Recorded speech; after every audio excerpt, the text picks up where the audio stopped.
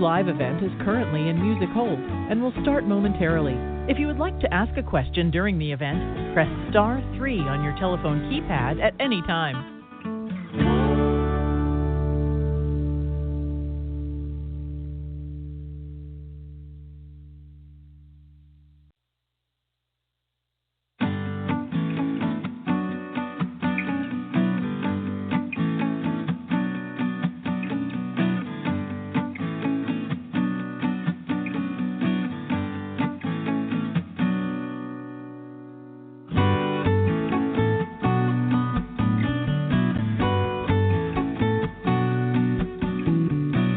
The Access Live event is currently in music hold and will start momentarily.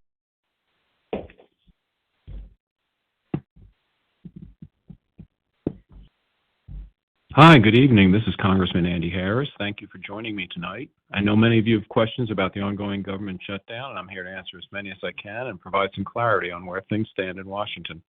Before we begin, I'd like to go over how you can ask your questions live. At any point during this telephone town hall, you can press star 3 to be connected with an operator who will take your question and place you in line.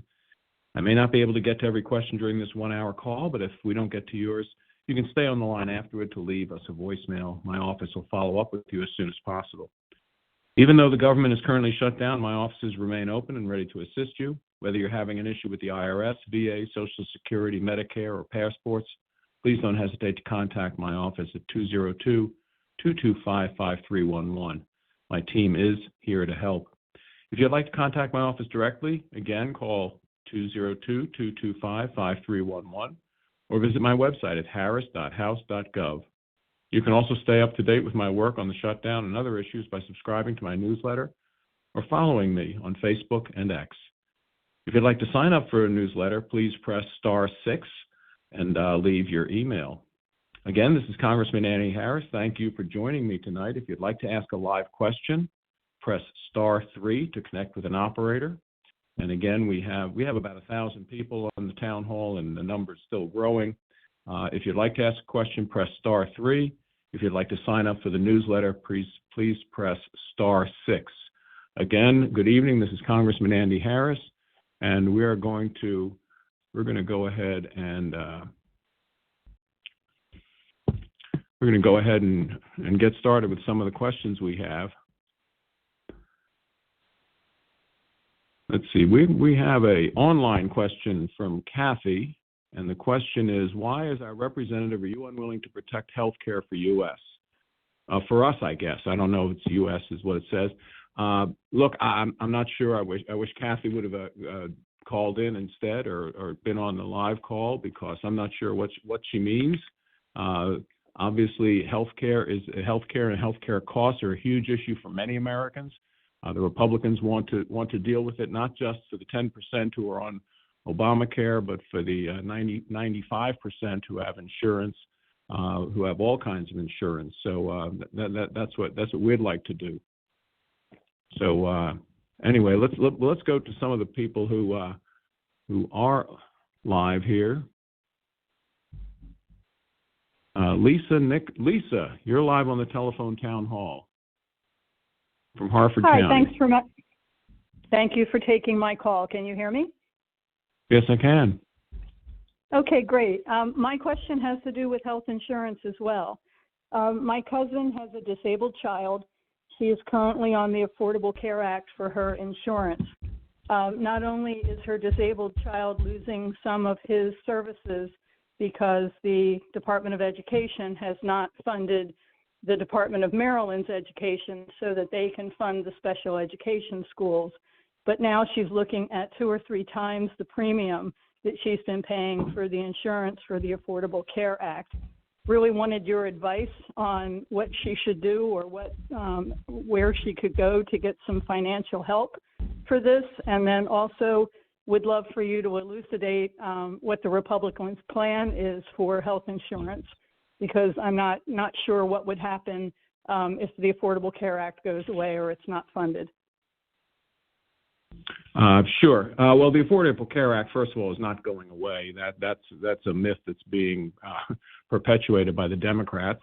There will still be an average of an 80% subsidy of the Affordable Care Act premiums. The thing is that the premiums, as you figured out, are really not affordable unless the government helps subsidize them. But that's the way, again, the Affordable Care Act or Obamacare, that's the way it was structured. It was structured in such a way that allows insurance companies to charge very high premiums. They're mostly subsidized. Again, the average subsidy is 80%. With the enhanced COVID era, well, when COVID was here, the Biden administration passed additional subsidies that got it up to about a 95% of the premium was subsidized. Now, the thing is that, again, only about 10%, roughly 10% of Americans are on Obamacare. But there's no help for the other, 75% who are not on Obamacare, but who have private insurance or insurance where they are paying a premium. So we think the solution is to try to do something to make sure all the premiums go down. And I don't mean just the subsidized premiums, I mean the premiums themselves. So the Affordable Care Act is not going away. Now, disabled children should qualify for the medical assistance program for the CHIPS coverage, CHIPS. That's for children. So one thing is to inquire as to whether or not it's just better to have his child on the CHIPS program rather than the Affordable Care Act. With regards to the Department of Education, look, I know that some of the department federal funds are being withheld, but the state of Maryland is spending a record amount of money on education. So I'm not sure why they're not helping fund special education. They should be. The governor, he just put in place the largest tax increase ever in Maryland history. Some of that money should be going to pay for special ed needs for Maryland's children. But thank you very much. We are going to Linda.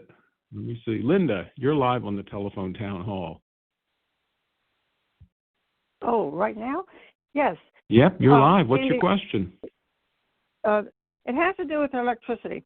The increase each month, as far as if you looked at the back of your BG&E bill, basically it's going to escalate up and down. And I'd like to know, Maryland has set basically a monopoly, because now you cannot use someone like Direct Energy in order to have them do the supply, and then BGE just do the service. So it seems like the real problem has to do with the power plants, because they are the ones who control. They control the amount of electricity, what they charge BG&E. So is there any way to counteract this? Yeah, so no, thanks. And there are obviously a lot of people who are very worried about electric bills right now. So here's the problem. The problem is that Maryland law requires us to actually use pretty expensive sources of electricity. Fortunately, we have the nuclear plant at Calvert Cliffs, which can make electricity pretty cheaply, and the hydroelectric plant on the Conowingo Dam, again, which can make electricity pretty cheaply. But other than those two, which provide about 40% of Maryland's what we make in Maryland, the problem is that the rest of the electricity is made with expensive means. So the government, Maryland government, has agreed and partnered to basically attempt to close down clean coal-fired plants. Brandon Shores in Baltimore County, a perfect example. The bottom line is that the scrubbers on that coal-fired plant, they've spent hundreds of millions of dollars to put scrubbers on them. The emissions are clean, but nonetheless, it does burn coal, but it burns coal pretty cheaply. But again, the people who don't want us to burn any fossil fuel, force these kinds of plants to shut down. We sit on natural gas pipelines. We sit next to Pennsylvania, one of the largest producers of natural gas, and yet Maryland, it's virtually impossible for someone to start a natural gas production facility in Maryland, which could produce energy, again, much cheaper than what Maryland has spent your money on, offshore wind, which, as you know, I oppose because it's such an expensive form of electricity. If we have onshore wind, that's a different story. But Maryland, unfortunately, except in the mountains, probably isn't a very good place for onshore wind. That Maryland wants to force solar panels, but the General Assembly last year actually wanted to force rural communities to use solar panels. And if you put them in a rural community on the eastern shore of Maryland, for instance, that means you're putting it over farmland.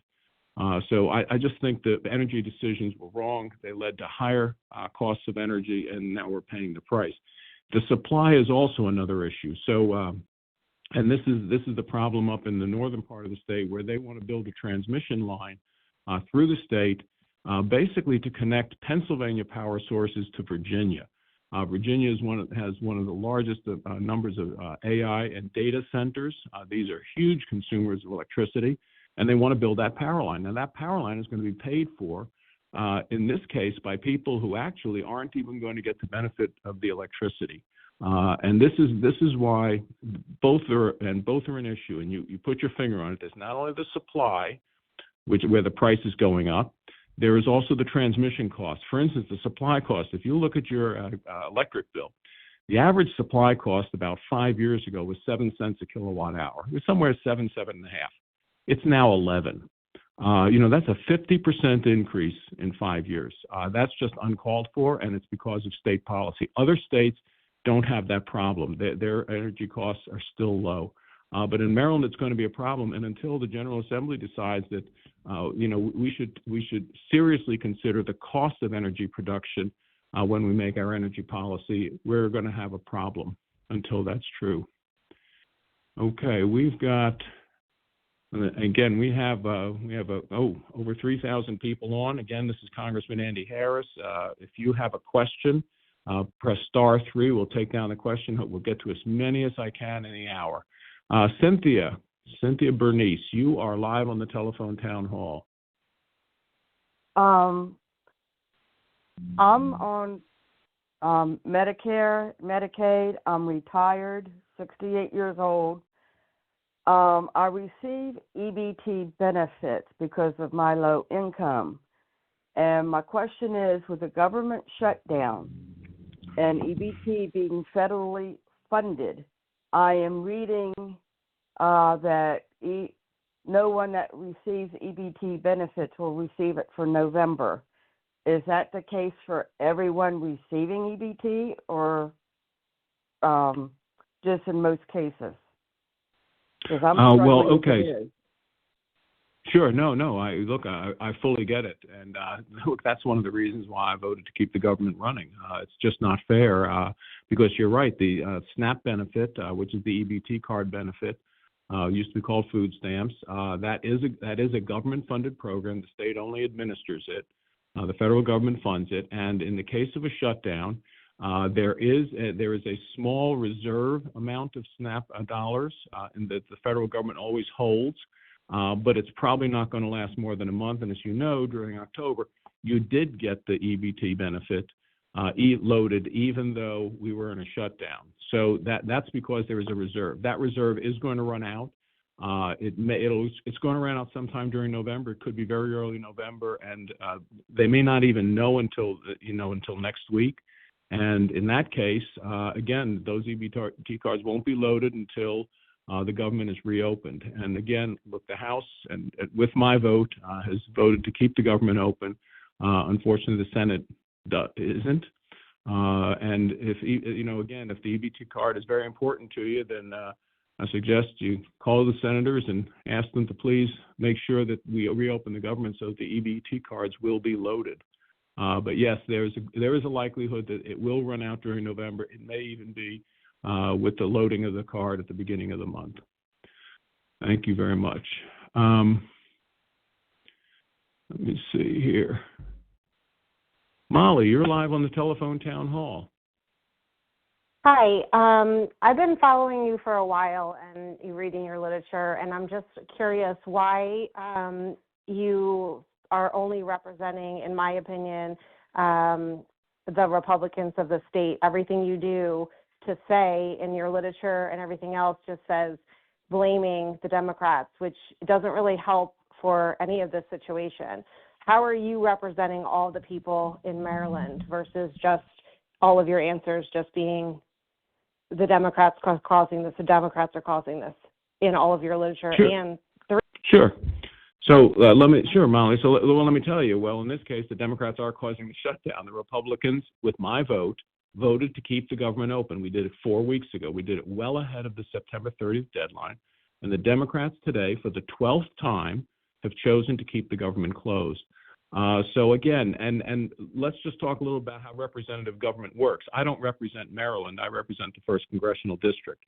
I was elected by a majority in the 1st Congressional District. I was elected on the Republican ticket. I am a Republican. I'm conservative. And the bottom line is, just like in the other 7 districts, they are represented by liberal Democrats. Their votes are liberal Democrat votes. The Republicans in their district don't feel represented by them. But in fact, that's the way representative government works. The majority elect a representative. The representative goes to Washington to vote the way the majority of their district, or the way they believe the majority of the district would want them to vote.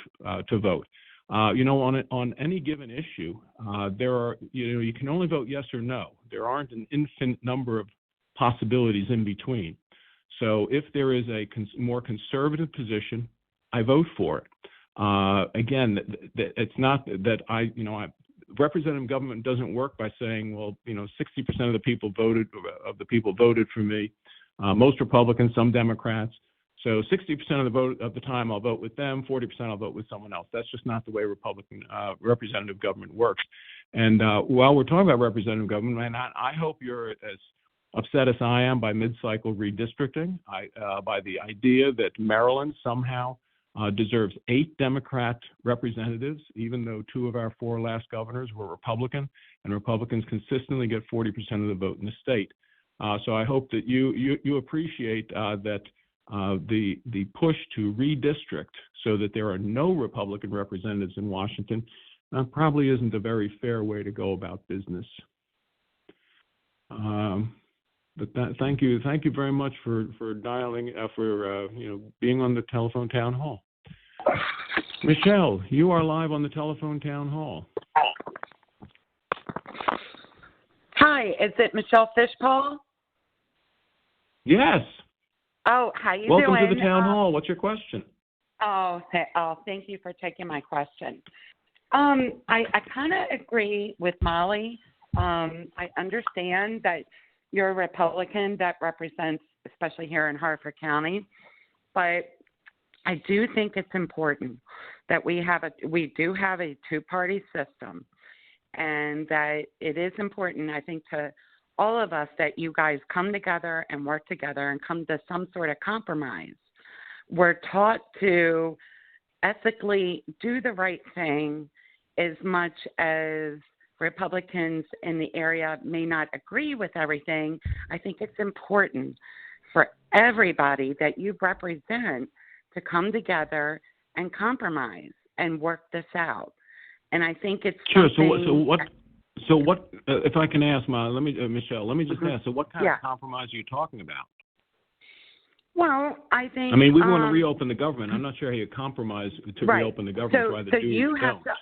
You as much as you have to answer to your constituents, I think the Democrats need to answer to theirs, right? Like, we can agree with that.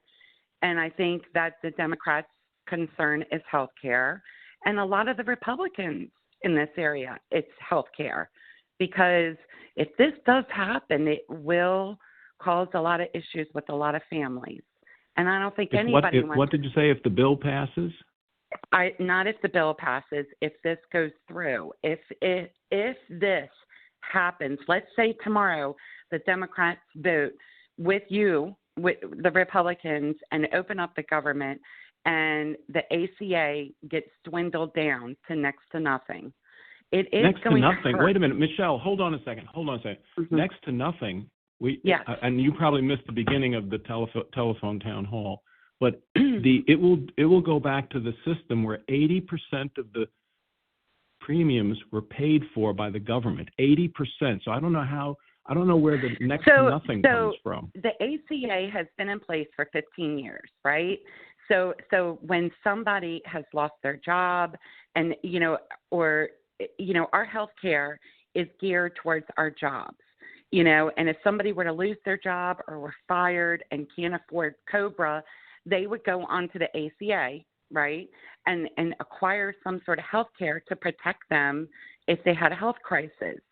So you don't want people start going bankrupt or creating more of a financial issue with families who can't afford health care. So that's why the ACA was created, to help stop those bankruptcies, right? Like it was to help families. Sure, but Michelle, let's walk through that. If you lose your job and you had employer health care, you were paying part of the premium. Very few employers, you don't pay any part of the premium, and you usually pay about 20%. So that's exactly the same way it is on the Affordable Care Act. Before COVID, before they put in those COVID subsidies, again, payments that went straight to insurance companies, it was 80%, and that's where it will go back to. It'll go back to 80%. I'm going to jump in there for a minute.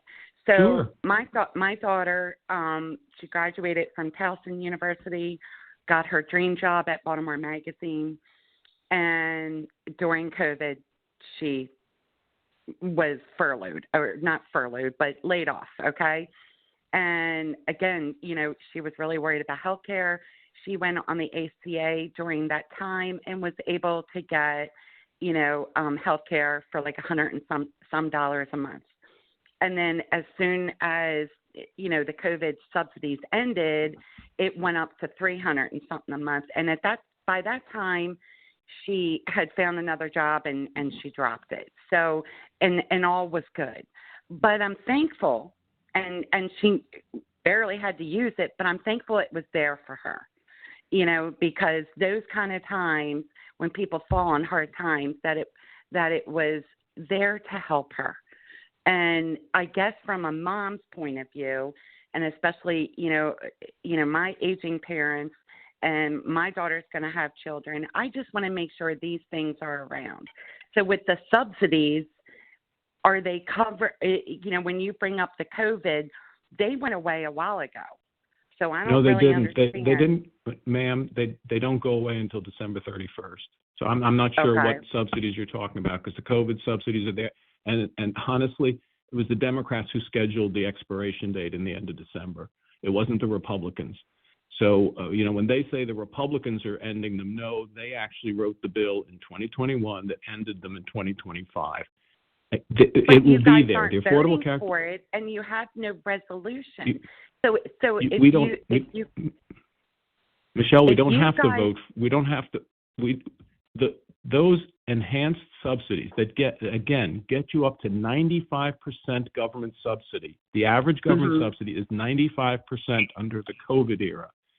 It will go back to 80% subsidy, which is just about what people pay. All the hardworking Americans who have employer insurance, that's about what they pay. They pay a share. This is the same thing that's going to. Obamacare, ACA will not go away. It will just go to an average subsidy of 80%. And again, that's about what hardworking people who have jobs, that's about what they're paying. No, I get it. I get it. My husband and I work very, very hard, and I get it. But I don't like seeing people suffer. I guess that's what my point is. There has to be some type of resolution for them if they can't afford health care. So let me ask, and we'll go on to the next one. Let me just ask, do you think they were suffering before the COVID era enhancements? Do you think people on Obamacare or ACA, but Michelle, that's what we're going back to. We're not eliminating anything. We're just going back to what it was like before COVID. So if you didn't think they were suffering then, that's what it's going to be after December 3rd. Now, I will tell you, once we get back in, we probably will negotiate some, what we call an off-ramp in Congress. We'll probably negotiate some off-ramp to help make it easier, the transition back to the pre-COVID levels. But extending COVID-era levels, it went, again, this is $400 billion over the next 10 years. It's literally 2/3 the size of the Maryland budget is what just those enhanced subsidies cost. And we just can't afford it anymore. So, look, Michelle, I'm so glad you called. And again, thank you. I know I've taken enough of your time, but I do thank you for taking my question. Thank you very much. Thank you. Alan, you're live on the telephone town hall. It took a little while with Michelle, but Alan, you're live on the town hall. Hello, Andy. Alan Samuels here. Hi. I 30-year Army civilian, currently on furlough. And I just wanted to ask, first of all, with regard to the shutdown, a lot of people have kind of hinted at the fact that, there has to be some kind of negotiation here. And it just really can't happen while the House is in recess, right? The Senate is going to come up with some version of their response to the CR that's been passed to their side of the House, coming to their side, to their chamber, and then it would have to go back to the House, right? The House would have to reconcile what comes back from the Senate. At least that's the way it's always worked in the history, as far as I know, of the country. That's right, and that's the way it'll work. That's the way this will work as well. In fact, the Senate House is in recess. You're just basically holding the gun to the head, saying, "No, you have to take the CR that we passed back in September, or take the highway." And that's not really negotiation. That's just gun to the head. Well, Alan, that wasn't my question. Well, let's address that, and we'll get to your question because you bring up a point that's important. Because you sound pretty knowledgeable about the legislative process. The way it's supposed to work is now the Senate is supposed to take action on what we sent over there. While the Senate is taking action, there is no negotiation. The Senate negotiates internally and takes action. They send something to the House. That's why we're on what's called 48-hour recall, because we will know, because the Senate takes about 48 hours to do their debating and pass a bill, we will know when they're going to take action. We will come back in to consider their action. But that's the way the legislative process is. That's the way it works. I mean, we send something over to the Senate. They have taken no action. They haven't even, the Democrats haven't even allowed to take up the issue, to begin debating the issue. So that's, the problem's over in the Senate. But let's get to your question. Yeah, no, so I'm sorry about that, but yeah, I'm just frustrated because I'm furloughed and I'm ready to go back to work, right? So, but the question that I had is really related to, Congress's Article 1, authorities, powers, responsibilities. And starting on day one with the DOJ campaign, Congress literally ceded that authority over to the executive branch. And it really frustrates me as to why you let that happen, not just you, Andy, but you, Congress, would cede your authorities, powers, and responsibilities for the power of the purse to review federal agencies for suspected fraud, waste, and abuse, to authorize excises on foreign countries, or tariffs, as we are calling them today. And those powers are expressly dictated in Article 1 of the Constitution. And yet we've seen the executive branch taking unitary action with all of these activities that are really Congress's responsibility. I just want to hear what you have to say about that. Sure. No, and thank you very much, because that's very appropriate. So there is clearly, three branches of government. The Congress, as you have pointed out, appropriates money. We appropriated money. There is the executive branch, which spends the money. Congress doesn't spend the money. The executive branch spends the money. And then, of course, the judicial branch oversees whether or not those other two branches are doing things legally.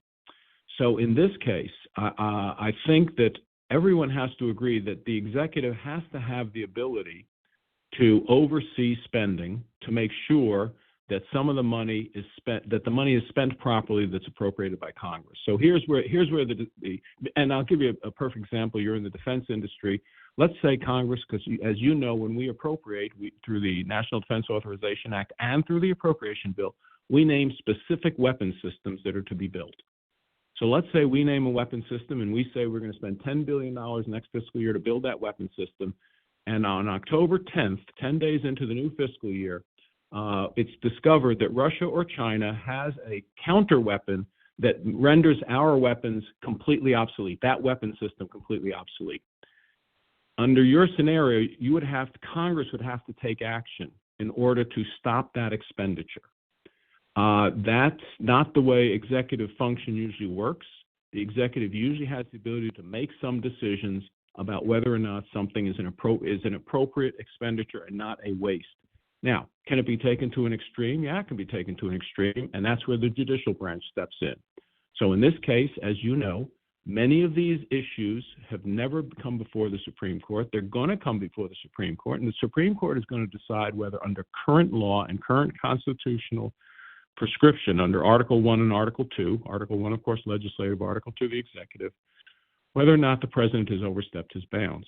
Now, let's say that the court says, well, the president didn't overstep his bounds in some instance. Well, then Congress can go ahead and say, okay, we can change the law, or we can attempt to change the Constitution. It depends on which basis the judicial branch made that decision. That's where we are with this. So, look, we appropriated. I'm on the Appropriations Committee. We sent an appropriations bill. The president looked through the appropriations bill and said some of this is inappropriate, some is fraud and waste. And I mean, the USAID, perfect example. Some of that foreign aid, what it was going for, is just atrocious. And the president decided not to do it. Now, at some point you have to do what are called rescissions, which is you ask Congress to confirm your decision not to spend. And that's what was done with National Public Radio. That was done with the Corporation of Public Broadcasting. It was what was done with USAID, the U.S. Agency for International Development. They went to Congress, and Congress, in fact, agreed that $9 billion should not be spent. So, Article 1 is the president has not thrown out Article 1 authority because he did go and ask for the rescission, and we did take action on that. Okay, let's see. Michael in Aberdeen, you're live on the let me see. Hold on, I gotta get this computer to work. You're live on the telephone town hall now. Hi, well, Michael. This is pretty good. I mean, honestly, I'll be real brief. Alan actually said a lot of the things that I wanted to say, and kind of his questions definitely pertain to a lot of what I wanted to ask you. Just generally concerned. We hear a lot of people talk about things like education, healthcare.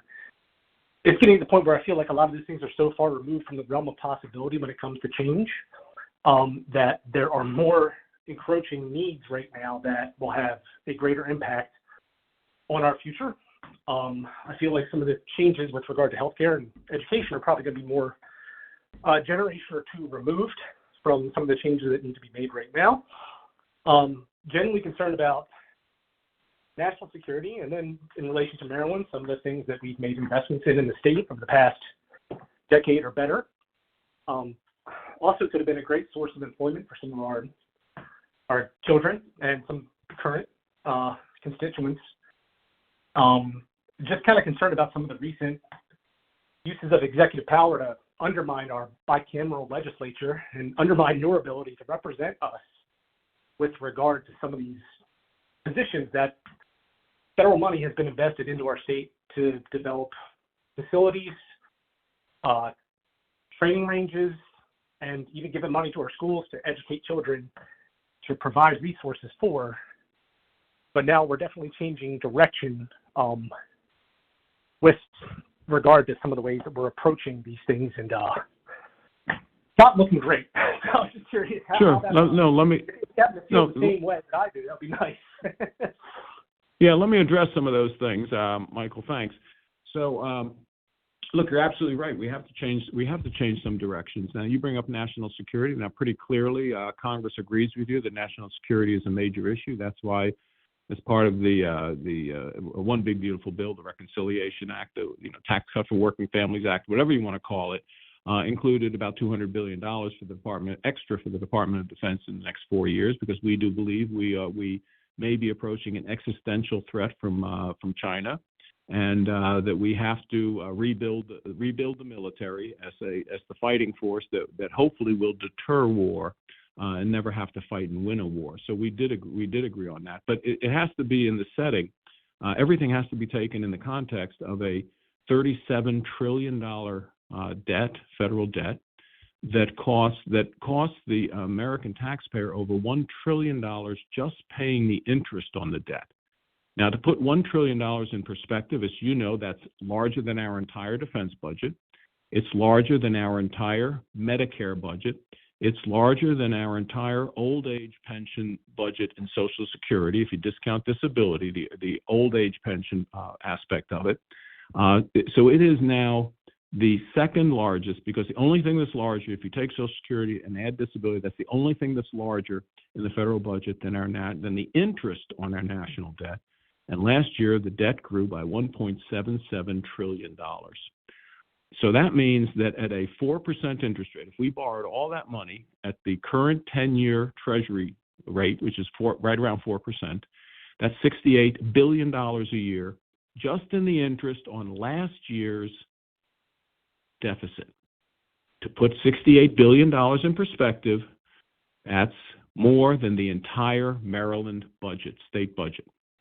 So we're going to spend more than the entire Maryland state budget just paying the interest on the additional debt we accrued last year, $1.77 trillion, which, by the way, was down. And President Trump said he was going to lower the federal deficit. He did, because it was closer to $2 trillion during the last Biden years and during all the Biden years. But we have to reorder our priorities. We have to decide what is a federal government priority and what is not. And the country existed for about 200 years without the Federal Department of Education.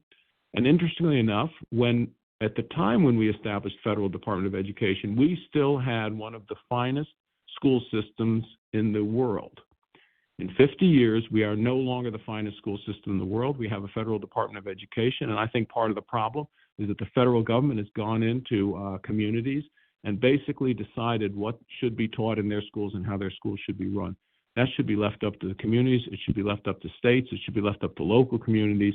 So I personally think that backing the federal government out of education funding is good for two reasons. One is it returns local control. There are fewer federal requirements on school systems. It allows teachers and systems to teach what their students need to know. And the other thing it does is it helps relieve our federal debt and deficit. Now, if somebody has another idea how we can fund a 1.77 trillion, how we can reduce it, even the most, how can I say, the most extensive tax increases on the wealthy do not come anywhere near bringing in $1.7 trillion in additional revenue, which is what it would take. And in fact, most people think what you'll do if you raise taxes on the successful, if you increase American corporate income tax, for instance, making companies more likely to do business elsewhere in the world, what you'll do is you will actually increase our deficit, and you will actually decrease the amount of taxes you bring in. So anyway, we still have 4,000 people on the line. Those of you who weren't at the beginning, if you'd like to sign up for the newsletter, my newsletter out of Washington, please press *6 and leave your email address. If you have a question, you can press *3. We've got a lot of questions this week. You can imagine a lot of people want to know what's going on. Michelle in Baltimore County. Michelle in Baltimore County, you're live on the town hall. Yeah, I'm wondering what you're going to be doing to prevent troops from coming into Baltimore the way they did come into Chicago. Sure. Look, I don't represent Baltimore City. The bottom line is, others represent Baltimore City. I'm assuming that if the president is probably not going to send in troops where it isn't apparent that the crime rate would be improved by the National Guard presence. Now, that being said, the same arguments that are made for not bringing National Guard into Baltimore City were made in Washington, D.C., and that is, the crime rate is down. Well, the crime rate may or may not be down because what's happened over the last few years are two things. One is that police are less likely to make an arrest, largely for juvenile crimes because of the way they changed the way that you can handle a juvenile who has been brought in, for questioning about a crime. And the other thing is that individuals are becoming so used to crime occurring that they don't report crime. And every one of us probably knows someone who had a car broken into, a car window smashed, and someone looking around for money, where it was not reported to police. You might have reported to an insurance company, but you didn't necessarily report it to the police. So those two things mean, and the reason why I think that crime has not significantly gotten better, yes, murders have gotten better, But carjackings certainly are still way out of control. And the way I know that is because I don't represent Baltimore City. I do represent areas where people used to drive into Baltimore City. They'd go in, they'd have dinner, they'd go in to the Inner Harbor, they'd go in, do things in the city, and they just don't go in anymore because they perceive that crime is a problem. So this is the same thing that Washington, D.C. also said. When the president was going, and Washington, D.C. obviously is a separate issue because it is under the control of Congress. Washington, D.C. is under the Constitution, under the control of Congress and the federal government. The same argument was made. Well, crime is going down. Well, what happened was when they brought the National Guard in, the already low crime rate, if you believe it, went down 40% more. Carjackings went down 85%. So there's obviously some slack in the system where additional bodies, I don't want to say law enforcement because National Guard is not law enforcement, but bodies of authority on the street deter crime.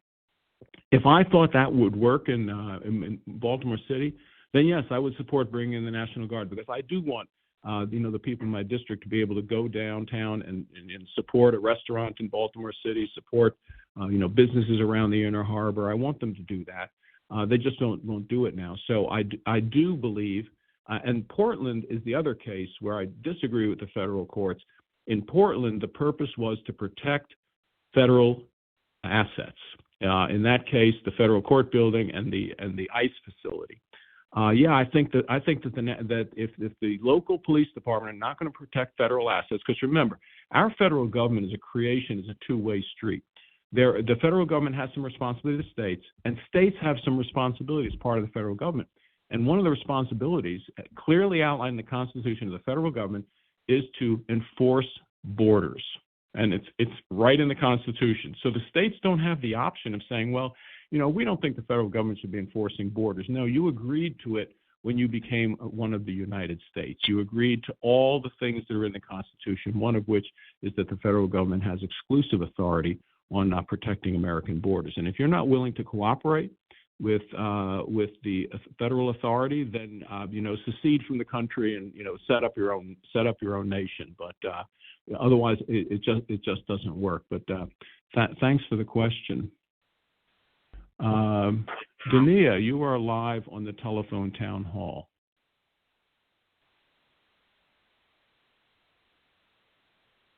Dania? In Havre de Grace? Well, I hope I'm pronouncing that name right.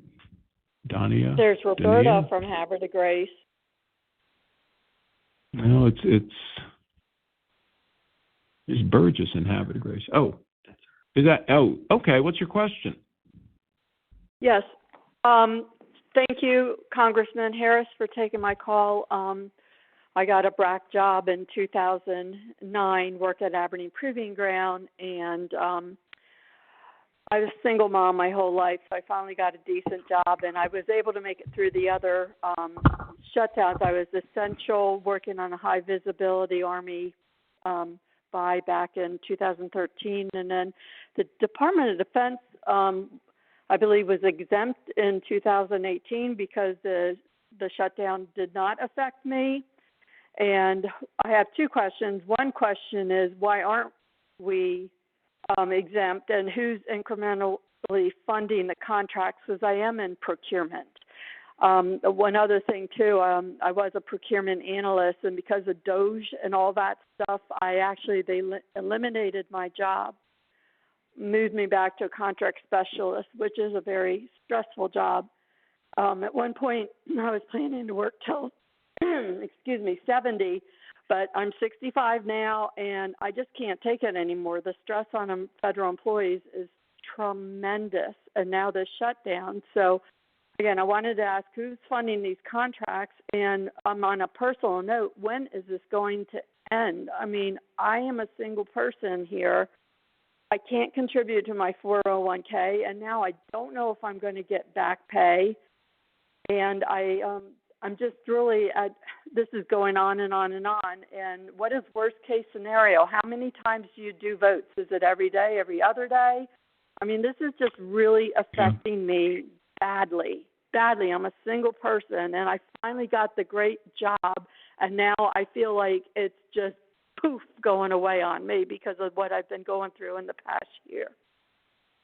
Well, no, thanks. And no, I hear exactly what you're saying. And I will tell you, first of all, don't worry about, when we do reopen the government, and the Senate, I understand, are going to take votes at least twice a week. Because again, the House has taken action. If the Senate last night they took a vote. If they had passed that bill, the president would have signed it last night. You'd have been back to work this morning. The bottom line is that because of the bill we passed in 2019, all the employees will get back pay. It's not an issue of, it will not take an act of Congress anymore, which it used to take. I mean, when I first came to Congress, after shutdowns, it took an act of Congress to actually pay back pay, but now that's not true. And again, congratulations on coming into Maryland. BRAC did help Aberdeen a lot. We gained a lot of jobs there. I will tell you that obviously when you get your back pay, you will contribute. You can contribute to the 401k out of that back pay. It shouldn't affect your retirement status at all. This is why I voted to keep the government open 4 weeks ago. It's so that we would avoid all these issues. And again, the way Congress is supposed to act is, first of all, we're supposed to pass our appropriations bills by September 30th. It never happens. The government is just, that law, by the way, was made 50 years ago when the federal budget was, minuscule compared to what it is today. And for that reason, it just takes a long time to go through the federal budget and do the Appropriations Act. So I'm a fan, for instance, of going to 2-year budgeting. I think we should pass 2-year appropriations bills. We might make an exception for defense because it's so important, and in a changing world, you might need to change things in that defense appropriation. But for non-defense appropriations, go to 2-year budgeting, so that we can actually pass these bills before September 30th and not be in, since I've been, this is my 15th year in Congress, we have never met the September 30th deadline. The bottom line is that it's almost impossible to do given the size and scope of the federal government, especially this year because it was the first year in a new administration. The new administration takes a while to put the budget together for a variety of reasons. So there's a systemic problem, and I hope we fix it. I'm a huge fan of going to every other year budgeting, and I think that'll help some of it. But what I just want to tell you is, look, if you're a federal employee, don't worry. Hopefully, I don't know when, because it's not up to the House, it's up to the Senate now. When the shutdown ends, but you will get back pay for the contracts. Obviously the things that are contracted for, the things that companies sell the government, the Department of Defense, they can't be paid for until after the shutdown occurs. But most worrisome are some of the federal contractors who are not doing work. They may, in fact, never get paid. And again, there are a lot of them in Maryland. There are a lot of them in my district. That's why, I think we should have just kept the government open.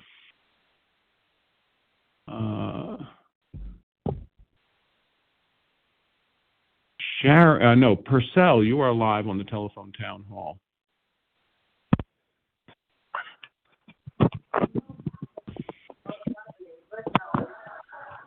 Hello? Hello? Yes, you're live on the town hall. What's your question? My question is this.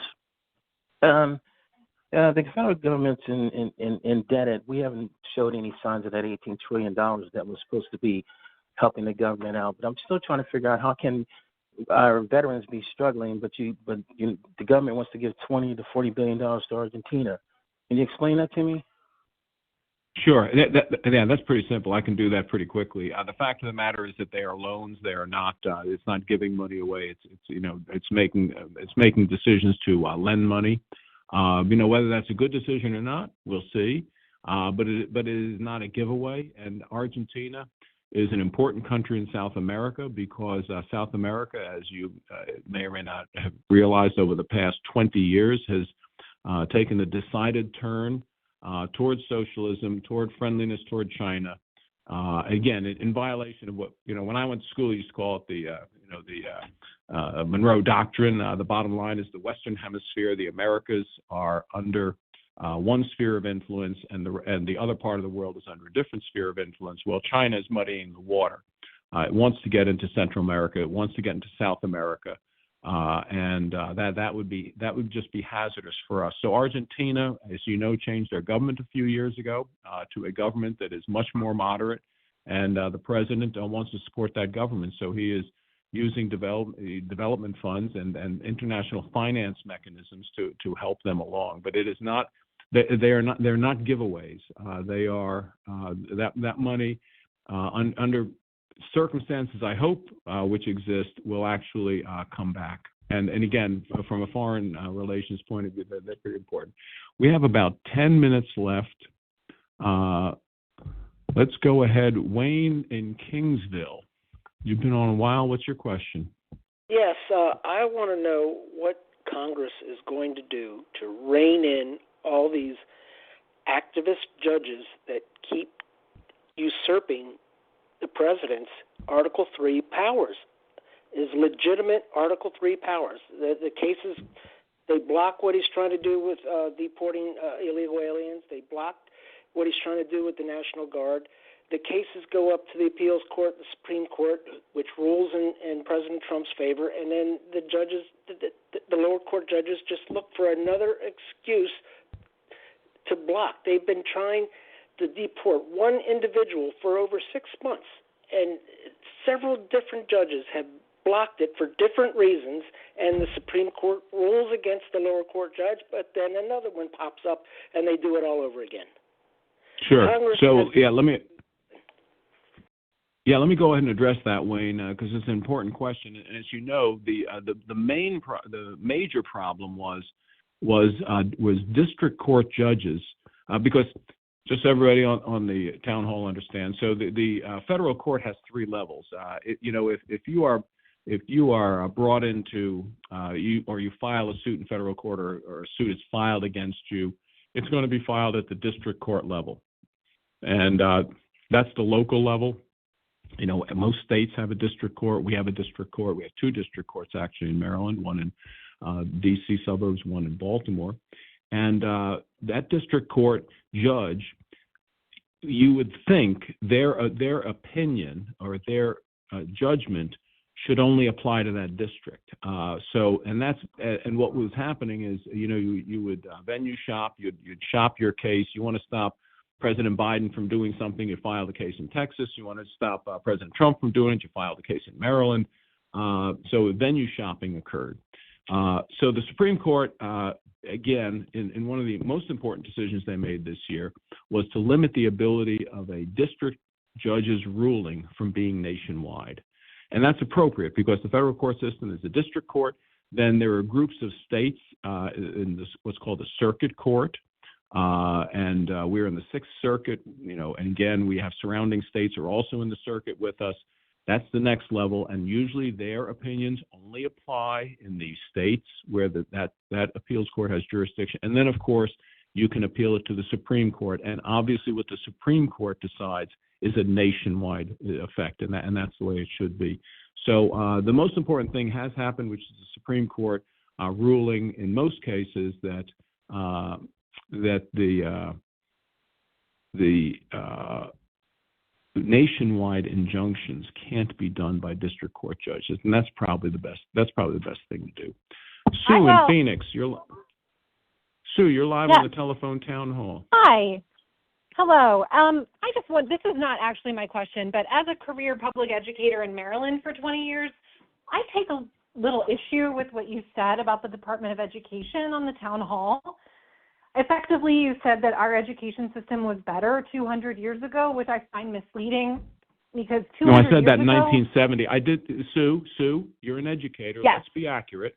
I said when the Department of Education was established, not 200 years ago. As you know, it was not established 200 years ago. Okay, fair enough. Keep on The going. Department of Education was not established 200 years ago. However, you did say that our education system was award-winning 200 years ago. However, 200 years ago, No, I did not really say. didn't... Sue, Yes. replay the tape. I did not say anything about 200 years ago. I said about before the establishment of the Department of Education, which, as you know, was established about 50 years ago. And yes, our education system was better compared to the rest of the world our education system was better 50 years ago than it is now. And you know that. You're a teacher. You know that we rank we don't even rank in the top 20 among the OECD countries, the Western, our peer group in developed nations. We don't even rank in the top 20. And yet we also Maryland. educate all students, including all people of color, and we enforce their civil rights and maintain their special education services, which is what the Department of Education was enacted to help enforce. And without it, we do not have that federal protection. So the state could not enforce those. The state of Maryland couldn't enforce those laws. I'm not saying that they couldn't. I'm just saying that we will no longer have federal protection without the Department of Education. And I just want to be clear on that. And we didn't have. And why would we need federal protection? Well, we also have why can't civil the state rights do laws it? now. 50 years ago, we didn't have the same civil rights and special education services that have been enacted in those past 50 years. Right, and the state couldn't fund special education? I mean, we're I'm not pretty saying rich that we state. can't fund it. I'm saying that we are the fifth most wealthy state in the nation. Why wouldn't we fund special education out of the state of Maryland? I'm not saying that we would not fund special education. What I'm saying is that we will no longer have federal protection without the Department of protection Education. of what? Protection of what? I thought the of our purpose of students' education civil is actually rights to and special educate. education laws, like the 504, which is a federal law, like student Sue? IEPs. We're going to disagree because I think the purpose of education is actually to make sure that a student is proficient in math and reading, and we come dismally short of that. And it's because of the teachers' unions and the Federal Department of Education. And Sue, we're probably just going to have to disagree about that. We got about 4 minutes left here. Let's see. We got a lot of people here. Helen in Cecil County. Helen, you are live on the telephone town hall. Hey, thank you for taking my call. Yes. What's your question? Okay, I was a little tongue-tied there for a moment. So I'm really concerned. My youngest son is a Marine, and we're super proud of him for doing that. But now all of the armed forces are at this point in time probably not going to get paid next month. And how can we support them in that function? Secondly, sure. So, as you know, they got their paycheck this week. The president is going to try to make sure that they get the next paycheck as well. But as you know, he's shuffling funds around because, again, look, I voted to keep the government open. I voted for and actually the Senate will have a chance to vote on a bill this week. We'll see. Tomorrow they're going to attempt to bring it to the floor to pay all the federal workers who are deemed essential. And that will include all of our armed forces. So during a shutdown, now and in the future, which we should have done, and I supported these bills years ago, is like, look, I'm a veteran, never hold our troops hostage. That's just crazy to do. So the troops will be paid, I'm pretty convinced, through the end of the month. I just hope that, again, cooler heads prevail in the Senate, and that they go ahead and end the shutdown by the end of the month. But I don't know. Okay, Helen? Yeah, I do appreciate that. Secondly, there's of course, I don't know if everybody understands how illegal immigrants are getting increased, or the federal government is paying more money for illegal immigrants when it comes to health care. I think there's a point of a lack of education in that respect. Sure. So let me address that. Yeah, that's a great way, and that's probably going to be our last question because the hour is up. The hour flies by. So one thing we did in the bill. So what happens is, look, I feel that for instance, Medicaid, which is the issue here. It's Medicaid and what Medicaid pays for, because that's the one that's federally funded. Predominantly federally funded. My position is that unless you have a green card, you are a permanent resident or you are a citizen, you should not be eligible for Medicaid. So what happened is, under the Biden administration, if you came in the country and claimed asylum, so you walked across the border, you said the magic words, you claimed asylum, you were eligible for Obamacare and the subsidies. You were eligible for ACA and the subsidies, which if we just said, look, you can't get it if you're illegal, saves $200 billion a year. And the Democrats in their request in the Senate are requesting for us to return to the old policy, which will cost us $200 billion over 10 years, because it will allow people who do not have a green card and who are not citizens for getting the Affordable Care Act subsidies and applying for Medicaid and getting hospitalizations paid for by Medicaid. I just don't think it's the right thing to do. And again, we have to conserve our funds because our deficit is so high. And the first thing we should do is say, look, you're here on a green card, you're here as a citizen, that's fine. You qualify for federal help with your health care. But if you're not, then you shouldn't. And I just think that's the way America ought to run the policy. Anyway, thank you everybody for being on the call. The 1 hour is up. If you stay on the line, we will take your question. We'll get back to you, and we look forward to doing this, again next month. So thank you everybody, and be safe tonight.